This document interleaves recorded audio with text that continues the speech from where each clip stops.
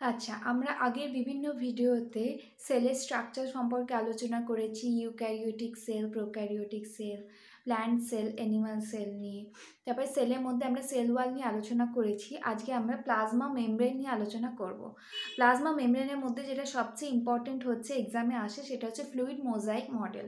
Fluid mosaic মডেলটা কে দিয়েছিলেন? এটি দিয়েছিলেন সিঙ্গার এবং নিকলসন বলে দুজন বিজ্ঞানী।